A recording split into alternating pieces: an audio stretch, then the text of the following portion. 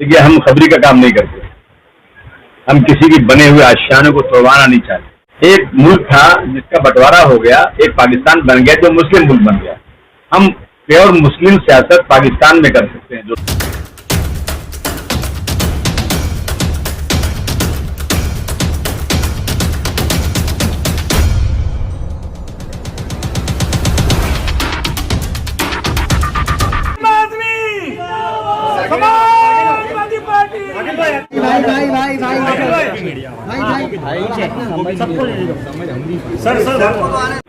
मैं आज आपका समाजवादी पार्टी अपनी ताकत बढ़ाना चाहती है मुमरा में, क्योंकि मुमरा में जो लोग हैं ना, उनको बहुत अहंकार हो गया है।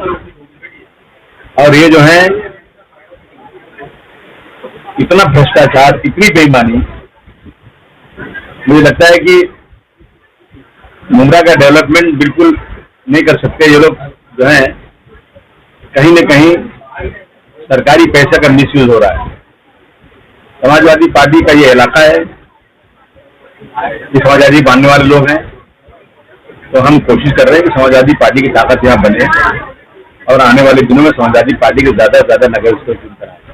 सर, एक महिला के ऊपर केस बना दिया है टोरंटो वाले ने। वो जो है कल जान देने जा रही थी, उसने स्टेटमेंट भी दिया है और जो है उसके ऊपर जो है केस बना दिया उसके लड़के पे, और पुलिस परेशान कर रही है और भागी हुई। सर, इसके बारे में क्या बोलेंगे? नहीं, मुझे केस किसी ने बताया नहीं, लेकिन मैं जरूर उसको मदद करूंगा। और को देखिए मैं सर ने देखिए, ऐसा है ना कि सरकारों की जिम्मेदारी बिजनेस करना नहीं है। सरकारों की जिम्मेदारी जनता की तकलीफों को दूर करना।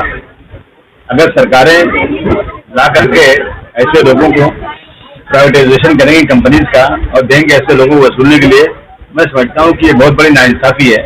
उसके खिलाफ लोगों को जवाब होना चाहिए। और टोरेंट जो है जबरदस्त पैसे वसूल रहा है और सरकार को भी पैसे अच्छी मिल रही है, तो सरकार बात सुनने को तैयार नहीं। अभी तो भिवंडी हो गया, मुमरा गया, अब ये महाराष्ट्र के और जगहों पर, और यही नहीं देश के और जगहों पर टोरेंट को भेजना चाहते हैं लोग। टोरेंट खूब मनमानी कर रहा है, लेकिन हम असेंबली से लेके हम लोग सड़क तक एक बार नहीं 50 बार इसके खिलाफ पिटीशन कर चुके हैं। लेकिन टोरेंट जो है ना, टोरेंट से सारे जितने बड़े पॉलिटिकल लोग हैं, इन सब के जो है उनके रिश्ते हैं। और अगर आप देखेंगे उनके बैलेंस शीट में तो बड़ी बड़ी पार्टियों को लाखों और करोड़ों का चंदा है। तो ये लोग जो है टोरेंट को आगे बढ़ाते जा रहे हैं, लेकिन जनता को इसके खिलाफ जबरदस्त तरीके से खड़ा होना चाहिए। जो ये महिला वाला मामला मुझे बताया जाए, मैं कोशिश करूंगा कि इसको मदद की जाए। आसिम भाई, राजनीतिक रूप से मेरा सवाल रहेगा आपसे। आप अक्सर मुमरा कौसा दौरा करते हैं, आते हैं, और आपका ये कहना रहता है कि हम ताकत बढ़ाना चाहते हैं, लेकिन यहाँ पर स्थानिक तौर पर जो है संगठन कुछ तरह का कहीं से भी प्रयासरत दिखाई नहीं देता, ताकत बढ़ती दिखाई नहीं देती। एक वक्त था मुमरा कौसा में समाजवादी का बोलबाला था, 5-5, 6-6 नगर सेवक थे। वो दौर जो है स्वर्णिम दौर कहा जाएगा समाजवादी का, वो लौटाने के लिए किसी भी तरह के कोई प्रयास दिखते नहीं है। आप अक्सर आते हैं, दावे जरूर करते हैं, लेकिन जमीनी तौर पर हकीकत कहीं पर भी दिखाई नहीं देती। देखिए, हम खबरी का काम नहीं करते।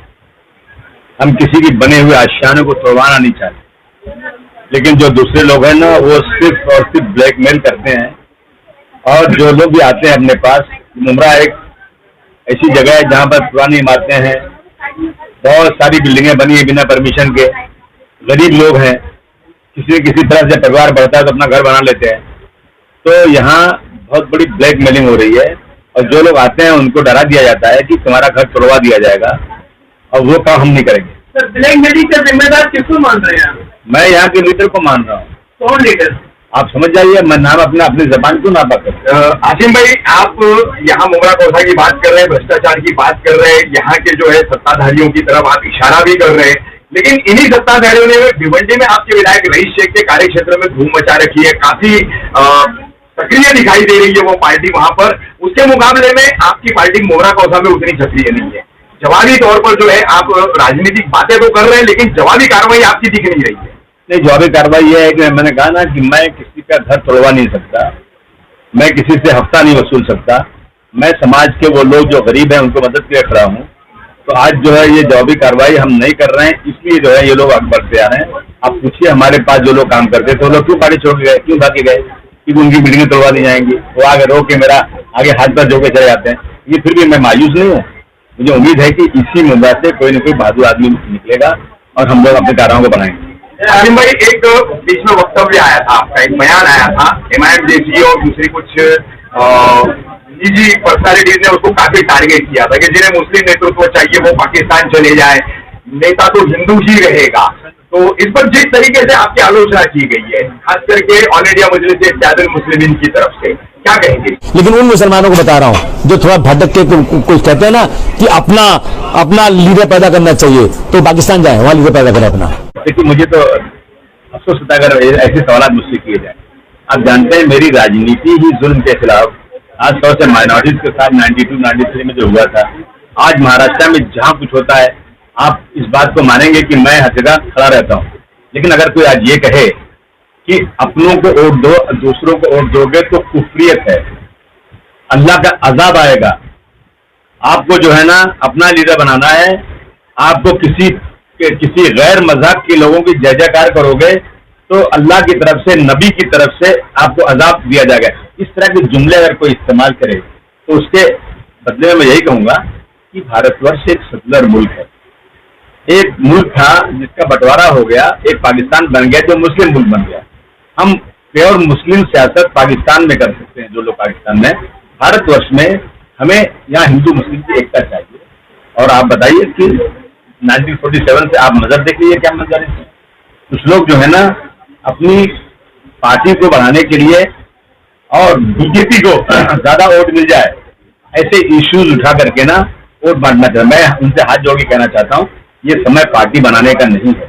ये समय ऐसा है कि जो लोग दिल्ली और यूपी की गद्दी पर बैठे हुए हैं, वो इस देश के कॉन्स्टिट्यूशन को बर्बाद कर दे करके, गांधी जी के कातिल को हीरो बना करके, इस देश की पूरी इकोनॉमी बर्बाद करके, जो पुरखों ने बनाया था सब बेच करके इस देश में राज करना चाहते हैं। इनके खिलाफ हम सबको इकट्ठा होकर इनको हराना चाहिए। सर, आपके बयान से ये आरोप लग रहा है कि जिस तरह से भाजपा RSS जिस तरह से बात करती है, जिस तरह से आपने कही है, तो फिर क्या कहते? मैंने जवाब तो दे दिया आपको ना, कितना जवाब दूंगा? ताजा लीडरशिप फिर भी रहती है क्या? मुस्लिम समाज को ताजा लीडरशिप का अपना हक कायम नहीं रखना चाहिए? मैं नहीं लीडर हूँ क्या? मैं पार्लियामेंट में कानून बनाता था और उसके बाद मैं असेंबली में तीसरे टर्म में हूँ। आजम खान साहब लीडर नहीं है क्या? पोलराइजेशन की राजनीति के दौर के बाद से मुस्लिम नेतृत्व का परसेंटेज कम होता जा रहा है और ऊपर पूरी कौम में, पूरे समाज में कहीं पर भी फिक्र नहीं है। अग्रेसिव राजनीति किसी पार्टी के द्वारा की जा रही है, ये बात ठीक है, लेकिन मुस्लिम समाज को एका करके उसके नेतृत्व का परसेंटेज बढ़ाना, हर फील्ड में उसका परसेंटेज बढ़ाना, इस पर कोई भी पार्टी जो है मुस्लिम समाज के लिए पूरी तरह से काम करती नजर नहीं आ रही है। समाजवादी पार्टी कहती है जिसकी ताकत उतनी उसकी हिस्सेदारी। जी, आप आइए यूपी में देखिए, समाजवादी पार्टी यूपी मजबूत है, वहां पर कितने MLA चुन के, समाज पूरे देश में सबसे ज्यादा MLA समाजवादी पार्टी के यूपी में चुन के आते थे, मिनिस्टर, कैबिनेट मिनिस्टर बनाए जाते हैं। और आज आप देख लीजिए, अगर आप कहेंगे कि हिस्सेदारी तो मुलायम सिंह यादव और अखिलेश यादव के बाद जिसका नंबर आता है वो मुसलमान, इसका नाम आजम खान है। कहीं भी आप सुन देख लीजिए, तो हिस्सेदारी है ना, दिया जा रहा है। और जितना काम इन लोगों ने किया है, और आपसे मैं डिबेट कर सकता हूँ कि जितना काम यूपी में अखिलेश यादव जी ने किया है, सबके लिए क्या है, उसके साथ साथ मुसलमानों के लिए भी क्या है। तो अगर आज वहां पर यह बात की जाए कि समाजवादी पार्टी हिस्सेदारी नहीं दे रही है, तो बिल्कुल गलत इल्जाम होगा। ये गुमराह मुस्लिम बहुल इलाका है, यहाँ पे MLA चुनाव के समय ऐसा कहा जाता है कि यहाँ पे MLA मुस्लिम होना चाहिए, तो सर उसके लिए क्या कहेंगे आप? देखिए, ऐसा है ना कि मैं समझता हूँ हिंदू मुस्लिम कोई बात नहीं है। हमारा तो हमेशा ये कहना रहा है कि इस देश में सेकुलरिज्म उस वक्त होगा जबकि जहाँ 100% हिंदू हो वहाँ एक अच्छा मुसलमान चुन के आ जाए, और जहाँ 100% मुसलमान हो अच्छा हिंदू चुन के आ जाए, तो मैं समझूंगा सेकुलरिज्म है। अच्छा ईमानदार आदमी काम करने वाला हो तो देश चलेगा। ये सिर्फ हिंदू यहाँ हिंदू यहाँ मुस्लिम चुन के आए, ये सब बेकार बात है। आसिम भाई, लास्ट टाइम आप आए थे तो आपने कहा था कि उर्दू को फरोग देना चाहिए, लेकिन आप मुमरा गौतम में जितने भी बैनर लगे इसमें कोई भी एक भी बैनर उर्दू का नहीं। आपकी सरकार के सैकड़ों बैनर लगे हैं, मगर उर्दू का हाँ, उर्दू को लगना चाहिए। क्या हुआ, लोग भूल जाते हैं, और मैं बिल्कुल कह रहा हूँ उर्दू को फरोग होना चाहिए। एक ड्रामा निकला है, मैं उर्दू हूँ, अगर आप देखेंगे उसमें ना तो आपको आंसू निकल आएगा। और उस ड्रामे में आखिर में जो ड्रामे करने वाले लोग हैं वो सब गैर मुस्लिम है, कोई मुस्लिम नहीं है। बात लोग कैसे मालूम क्या कहते हैं, अगर इंसाफ कहीं मिला है उर्दू को तो समाजवादी पार्टी ने दिया है, जो समाजवादी पार्टी के मेंबर भी नहीं है। तो मैं जरूर अपने लोगों से कहूंगा कि ये भूल चूक मत कीजिए, थोड़ा उर्दू को भी डालिए उसमें। अभी मैं आपके ऑफिस में खासकर मिलियत तहरीक की जानिब से स्कॉलरशिप का पिछले कई साल से यहाँ पे शुरू किया गया, अल्हम्दुलिल्लाह बहुत बच्चों को फायदा भी हुआ और काफी मेहनत रही आपकी पूरी टीम की। इस बार क्या हुआ सर, पिछले साल के स्कॉलरशिप में इनकम सर्टिफिकेट का जो जोड़ है तो पैसा नहीं आ रहा था, और इनकम सर्टिफिकेट 30,000 या 50,000 से कम दिखाना है, तो इसके लिए माइनॉरिटी सेल में आपको माइनॉरिटी डिपार्टमेंट में या बात करनी है। मैं बिल्कुल बात करूँगा, मुझे अभी तक पैसा नहीं आया पिछले साल का काफी लोग। नहीं, अगर ऐसी कुछ रुकावट है तो उसको लेटर लिखा है इन लोगों ने, जरूरत पड़े मुझे बताएंगे भी इन लोगों ने। अपने को जाना है तो मैं माइनॉरिटी कमीशन में जाऊंगा, मैं चीफ मिनिस्टर के पास जाकर के इस चीज को हल कराने की पूरी कोशिश करूंगा। मुझे बहुत खुशी है कि हमारे मुंब्रा की विंग ने जो इतनी मेहनत किया, उसकी वजह से मुंब्रा भी नहीं गोंडी में मेहनत किया लोगों ने, तो माशाल्लाह बहुत लोगों को मिला। और इस पे हम लोगों को बहुत मेहनत से काम करना चाहिए। हमारा तो ये मकसद है कम से कम कम्युनिटी में लोग पढ़े लिखे हों, जो जिन बच्चों का जो रिजर्वेशन नहीं है, आज बच्चों को उससे फायदा नहीं मिल रहा है एजुकेशन में, तो कम से कम ये स्कॉलरशिप वगैरह से बच्चों को बहुत फायदा होता है। मैं जरूर आप जो बात कर रहे हैं इस पर बैठ के मुंब्रा के लोगों से बात करूंगा और कहीं सरकारी रुकावट है तो हम उसको दूर करने आखिरी सवाल सर, अभी एक दारुखला कानूनी एक मामला था, वहाँ पर पत्रकार लोग न्यूज कवर करने गए थे, उन पर जो हमला हो गया, इसके लिए किसी कोई न सामने आया, कोई नेता ने निंदा की सर? अब मैं पूछता हूँ दारुखला में हम लोग पूरे लोगों ने किया भाई करना चाहिए, कहीं जुर्म जाती है करिए क्या न्यूज कवर करने गए थे सर? नहीं उसको कवर। आखिरी सवाल, मनपा चुनाव 2022 मुंबई, भिवंडी, ठाणे, क्या तैयारी रहेगी समाजवादी? क्या रहेगा समाजवादी मुद्दा? सबसे पहले मुद्दा यह है कि करप्शन खत्म होना चाहिए। करप्शन खत्म हो जाए तो आधी बीमारी खत्म हो जाएगी। स्कूलों में जिस तरह से प्राइवेट स्कूलों में डिजिटल बोर्ड है, डिजिटल पढ़ाई होती है, कंप्यूटराइज सिस्टम है, वो कारपोरेशन में हमको लाना है आपकी बात। अस्पतालों को बिल्कुल से मॉडर्नाइज बनाना है और हमारा फंड है, ऐसा नहीं कि पैसा नहीं है। हम 100% अगर हमारी ताकत आती है और हमारी ताकत से मेयर बनता है तो हम उसका मैनिफेस्टो बना रहे हैं। उस मैनिफेस्टो के मुताबिक सबसे जरूरी है कि हेल्थ सेंटर जिस तरह से दिल्ली में बनाया गया है, महिला क्लिनिक, उस तरह से महिला क्लिनिक बनना चाहिए। एजुकेशन में स्कूलों को मॉडर्नाइज करना चाहिए। आज क्या हो रहा है कि जो कारपोरेशन के स्कूल हैं वहां पर बच्चे बहुत कम पढ़ने जाते हैं और छोटे छोटे स्कूल में जहाँ 8,000 6,000 तनख्वाहें मिलती हैं, उन बच्चों का रिजल्ट ज्यादा अच्छा आता है। आप आइए मानकुर शिवाजी नगर में, आप आइए, वहाँ सारे स्कूल बिल्कुल अच्छे बन गए और एक एक स्कूल में जगह ही नहीं मिल रही बच्चों को पढ़ने के लिए। इतनी बड़ी बिल्डिंग बनने के बाद इन कारपोरेशन स्कूल में भीड़ बढ़ती जा रही है, एजुकेशन का मेयार बढ़ रहा है। एक स्कूल है अभी बनाना है उसको, लेकिन अभी सरकार का फंड नहीं आ रहा है, उसमें 53 करोड़ रुपया लगना है, वो बनाएंगे। इसी तरह से मुंब्रा के लिए भी हमारी थोड़ा सा साझेदारी हो जाए तो हम बनाएंगे उसमें। जिस तरह से महाराष्ट्र सरकार का गठबंधन भी चल रही है उसी तरह से चुनाव लड़ेंगे, अलग अलग लड़ेंगे? नहीं, हम चुनाव अलग लड़ेंगे, अकेले लड़ेंगे, किसी के साथ नहीं लड़ेंगे। मुंबई आर्यन खान का मामला आपने देखा होगा और जिस तरीके से राष्ट्रवादी के प्रवक्ता और औकाफ मिनिस्टर नवाब मलिक, इन्होंने बहुत सारे इल्जाम एनसीपी पर लगाए हैं, पूरे मामले को लेकर क्या कहेंगे? नहीं, बिल्कुल ऐसा है कि जो जिस तरह से लोगों को पकड़ा जा रहा है, इतना ज्यादा आज जो है नशे का काम बढ़ रहा है और उनको पकड़ करके एक सेलिब्रिटी को पकड़ करके जिस तरह से लोग पब्लिसिटी देना चाहते हैं वो बिल्कुल गलत है।